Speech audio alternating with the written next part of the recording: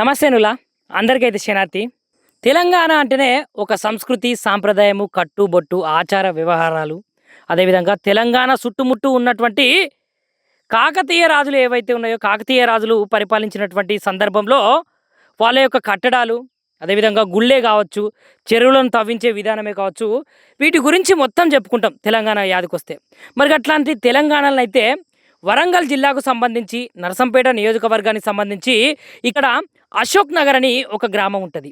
మరి ఈ అశోక్ నగర్ దగ్గరనైతే ఒక హృదయ విదారక గాథగా మనమైతే దీన్ని పేర్కొనాలి. ఎందుకంటే ఇక్కడున్నటువంటి ఏదైతే సుమారుగా 700 సంవత్సరాలకు పైబడినటువంటి పురాతన ఆలయము, అది ఆ యొక్క పరమశివుని ఆలయము.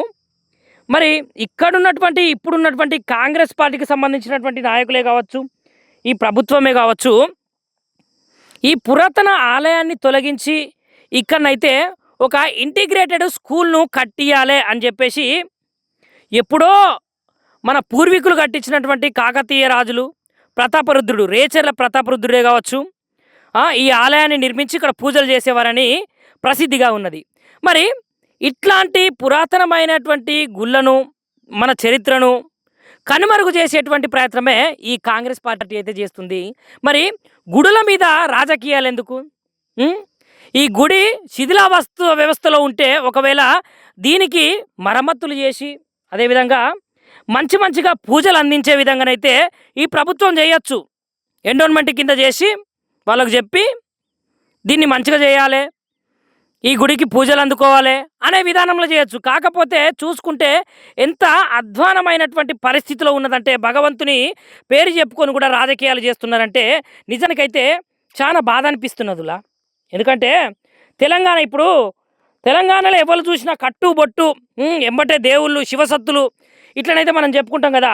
ఇగో ఇక్కడ చూసుకుంటే కాకతీయ రాజులు ఈ శివాలయానికి వచ్చి ఇక్కడ పూజలు చేసి ఆ యొక్క పరమశివుని ఆశీస్సులు తీసుకొని ఇక్కడ ఉన్నటువంటి వరంగల్ ప్రాంతాన్ని, వరంగల్ ప్రస్థానాన్ని అయితే పరిపాలించేటోళ్ళు. మనం చూసుకుంటే శివాలయంతో సహా ఇక్కడనైతే ఒక పుట్ట ఉంది. అదేవిధంగా ఈ శిలలపైన ఉన్నటువంటి చిత్రాలను చూస్తేనే ఆ యొక్క చిత్రకళ ఏ విధంగా ఉన్నది. ఇక్కడ ఒక స్తంభాన్ని మనం చూస్తే సుమారుగా అది 700 సంవత్సరాలకు పైబడిన స్తంభంలాగా, ఆ స్తంభం పైన ఉన్నటువంటి ఆ చిత్రాలు చూడండి. అదేవిధంగా ఇక్కడ ఉన్నటువంటి ఆలయము మొత్తము పురాతనమైన ఆలయము. మరి దీన్ని మరమ్మతులు చేపించి, దీన్ని మంచిగా చేపించి ఆ పరమశివునికి పూజలు చేస్తే ఏమన్నా అవుతుందా? అట్లా కాదు. ఇక్కడ ఉన్నటువంటి టెంపుల్ని తీసేసి ఇంటిగ్రేటెడ్ స్కూల్ నిర్మించాలి. మరి ఇంటిగ్రేటెడ్ స్కూల్ ఎవరన్నా, ఇది మొత్తం చూసుకుంటే ఒక చెరువుకు సంబంధించిన భూమి, గవర్నమెంట్ భూమి అయినప్పటికీ చెరువుకు సంబంధించినటువంటి భూమి. మరి స్కూలు చెరువులో కడతారా? మీరే చెప్పండి జనాలారా.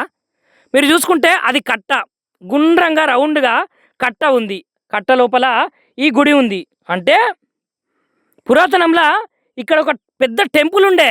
ఆ టెంపుల్ రాను రాను రాను రాను మరుగున పడుతున్నది కాబట్టి ఇక్కడ ఇట్లాంటి చెరువు ఏర్పడింది. మరి తెలంగాణ రాష్ట్రానికి సంబంధించినటువంటి ప్రభుత్వం అయితే ఎండోన్మెంట్ కింద దీన్ని తీసుకొని దీన్ని బాగు చేయొచ్చు, మరమ్మతులు చేయొచ్చు. మరి సీఎం రేవంత్ రెడ్డి గారు వచ్చినప్పటి నుంచి గుడుల మీద జరుగుతున్నటువంటి ధ్వంసాలే కావచ్చు, గుడుల మీద వేరే అన్యమతస్తులు చేస్తున్నటువంటి కట్టడాలపై చేస్తున్నటువంటి అరాచకాలే కావచ్చు ఎక్కువ పెరిగిపోతున్నాయి కదా. మరి ఇలాంటి టెంపుల్స్ మనము ఎక్కడైనా చూస్తామా? మరి అట్లాంటిది ఇంకొక విషయం, మనం అక్కడ చూసుకుంటే అద్భుతమైనటువంటి శిలా సంపద. అంటే పురాతనము కాకతీయులు, అదేవిధంగా కాకతీయ తోరణాలు, వాళ్ళు ఆ యొక్క శిల్పాల మీద, ఆ యొక్క శిలల మీద చెక్కినటువంటి అద్భుతమైనటువంటి ఏవైతే చిత్రాలు ఉన్నాయో ఇక్కడ మనం చూసుకోవచ్చు. నేరుగా చూసుకుంటే అక్కడ చూడండి, అక్కడ ఒకసారి చూపిస్తే ఒక స్తంభము, ఆ స్తంభాన్ని ఆ శిల్పులు ఏ విధంగా చెక్కారు అంటే ఇట్లాంటివి మనము తీసేస్తే జనాలకు చూపించకుండా కనుమరుగైపోయే విధంగా మనము చేస్తే మరి జనాలు మన చరిత్రను ఏ విధంగా గుర్తుంచుకోవాలి? మరి ఇక్కడ ఉన్నటువంటి హిందువులకే కావచ్చు, అదేవిధంగా జనాలకే కావచ్చు, ఏం సమాధానం చెప్పుకోవాలి? ఇదే కదా మన సంస్కృతి, మన సంప్రదాయం, మన కట్టుబొట్టు, మన ఆచార వ్యవహారాలు. ఇట్లాంటి శిలా సంపదను ఎట్లా పడితే అట్లా, ఏ విధంగా పడితే ఆ విధంగా చేస్తే దీనికి ఎవరు బాధ్యులు? ఉం? పిల్లలు చదువుకునేటువంటి పాఠశాలలు మీరు నిర్మించండి, తప్పులేదు. కాకపోతే ఆ నిర్మించేటువంటి పాఠశాలలు ఈ గుడిని ధ్వంసం చేయకుండా కూడా వేరే గవర్నమెంట్ వేరే ప్రభుత్వ స్థలంలో కూడా నిర్మించవచ్చు. విద్యార్థుల పట్ల మీకు అంత శ్రద్ధ ఉంటే మీరు ఇక్కడ ఈ గుడిని ధ్వంసం చేసి మీరు స్కూల్ను కడతా అంటున్నారు కదా, అదే స్కూల్ను వేరే ప్రభుత్వ జాగాలు కూడా కట్టిపియచ్చు, విద్యార్థులకు మంచి విద్యను అందించవచ్చు. కాకపోతే ఇట్లాంటి కట్టడాలకు సంబంధించినటువంటి పురాతనమైన గుడులు పోతే మన చరిత్ర పోతుంది కదా, మన చరిత్ర ఉండదు కదా. మరి కాంగ్రెస్ పార్టీకి సంబంధించినటువంటి ప్రభుత్వము మన చరిత్రను రూపుమాపే విధంగా, అంటే చరిత్రను కూడా తుడిచిపెట్టే విధంగా ఇప్పుడు చేస్తున్నది. చూడుండ్రి, ఇగో ఎంత అద్భుతమైన స్తంభము, ఏ విధంగా దీని మీద ఇగో శిల్పాలు, పూర్ణకుంభంతో పాటు శిల్పాలు, ఈ యొక్క రాయిని చెక్కడానికి ఆ యొక్క శిల్పులు ఎంత కష్టపడి ఉంటారు. ఒక పుష్పం ఆకారంలో ఈ స్తంభాల మీద ఎంత చక్కగా ఉన్నాయి. మరి అట్లాంటి శిల్పాలను చెక్కినటువంటి శిల్పుల యొక్క నైపుణ్యం ఏ విధంగా ఉన్నది, అదే కదా మరి మన తెలంగాణలో ఉన్నటువంటి గుడుల యొక్క గొప్పతనము. మరి ఇట్లాంటి గొప్పతనాలను, మరి ఇట్లాంటి గుడులను కూల్చేసి ఈ రాష్ట్ర ప్రభుత్వం జనాలకు ఏం చెప్పదలుచుకున్నది? ఇంత మహత్తరమైనటువంటి శివాలయాన్ని మీరు ఎందుకు కూల్చేసిర్రు?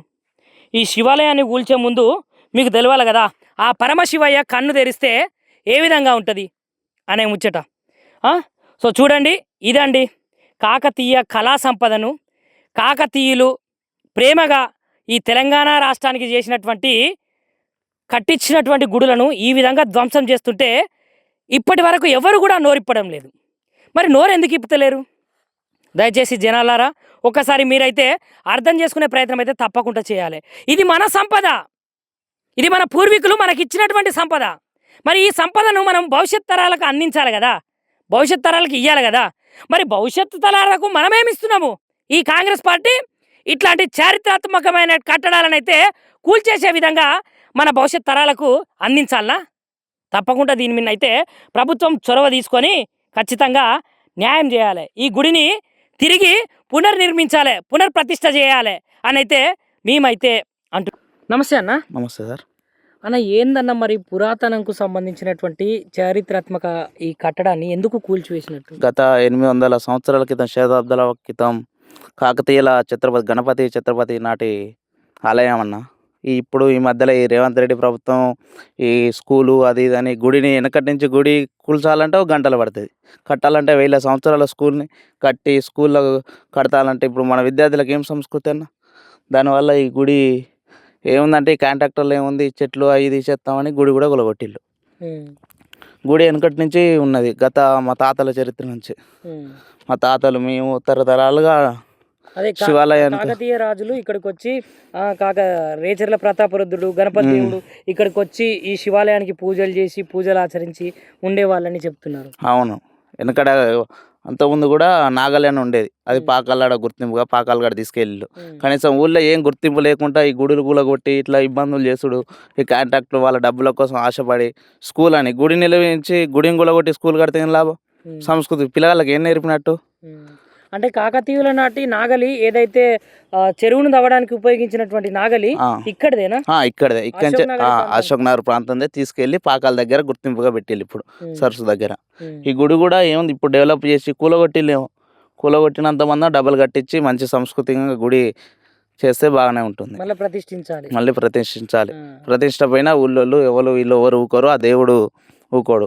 బహుశా వాళ్ళు ధాన్యాలు అవి వెనకట బిందెలు అవి ఏమంటే లంక బిందెల కోసం అప్పుడు దొంగలు కూడా వచ్చి చిన్న చిన్న తవ్వేది. మరి వెళ్ళినాయా నిజానికి? వెనకట వెళ్ళినాయి అన్నారు. అవి వెళ్తే ఏమైనా ఆశతో గులగొట్టిల్లా మరి స్కూల్ కడతాను గులగొట్టిల్లా అర్థం కాదు. ఇదంతా స్థలం ఉంది, ఏంటన్నా కట్టుకోవచ్చు స్కూల్. ఇక్కడ గుడి గులగొట్టి స్కూల్ కట్టుడు కరెక్ట్ కాదు. అదే ఇప్పుడు చెరువు మధ్యలో కూడా పాఠశాల పెడితే దేనికి ప్రతీక అది? అసలు దేనిగా ఉన్న పిల్లగాళ్ళకు కూడా ఇప్పుడు సంస్కృతి గుడి స్కూల్ గులగొట్టి స్కూల్ కడితే ఏం నేర్పినట్టు వాళ్ళకు?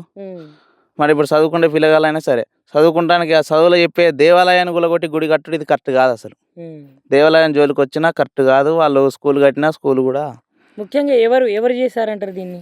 ఈడ కాంట్రాక్ట్ బట్టి ఇప్పుడు ప్రభుత్వం కాంగ్రెస్ ప్రభుత్వం ఉంది కాబట్టి ఇరిగేషన్ హై స్కూల్ వస్తుందని స్కూల్ కోసం ఇంత చేసిళ్ళు.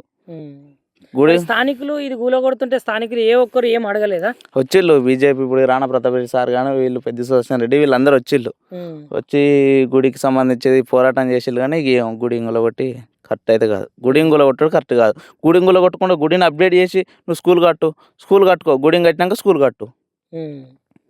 మరి ఇక ముందైనా కూడా ఈ ఈ పురాతనమైనటువంటి కట్టడాన్ని మళ్ళీ పునఃప్రతిష్ఠించే అవకాశాలు ఉన్నాయంటారా? ఉన్నాయి, పక్కా పునఃప్రతిష్ఠించాలి.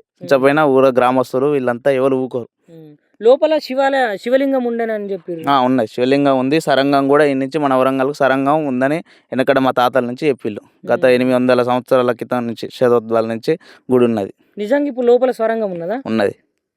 శివలింగం ఇప్పుడు ఇక్కడ ఉందా వేరే దగ్గరికి? ఇక్కడనే ఉన్నది అన్న. మరి నువ్వు ఎండోన్మెంట్ వాళ్ళకే కానీ లేదంటే ప్రభుత్వానికి కానీ ఏం చెప్పదలుచుకున్నావే? ప్రభుత్వానికి ఇచ్చేస్తాను ఏంటంటే స్కూల్ అటు కట్టుకోండి, గుడి కట్టి కూడా ఇప్పుడు ఎట్లుందో దానికన్నా డబల్ మంచి గుడి చేసి భక్తులు వచ్చేటట్టు గుడి చేసి స్కూల్ కట్టుకోండి.